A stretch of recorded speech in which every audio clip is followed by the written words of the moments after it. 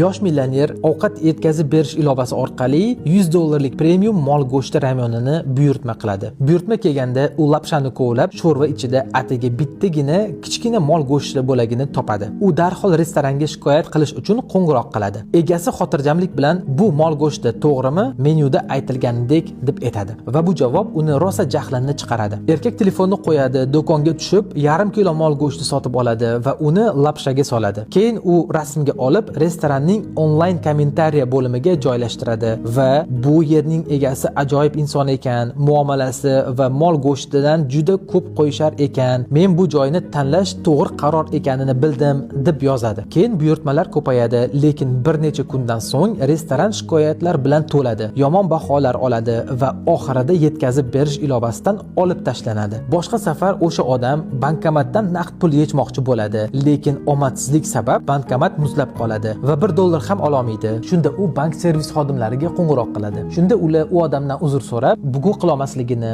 va ertagacha kutishini aytishadi. Shunda unga bir g'oya keladi. U bankka yana qo'ng'iroq qilib, "Salom, bankomatingizdan foydalanganimda tasodifan menga $2000 ortiqcha berdi" deb aytadi. So'zlari tugamasidan 5 daqiqa o'tib ta'mirchi yetib keladi. Bankomat o'sha zahoti tuzatiladi. Xulosa, ba'zi holatlarda asabiylashmasdan shunchaki voqealarga tez va oqilona javob bering. Shu kabi foydali ma'lumotlar uchun sahifamga obuna bo'ling.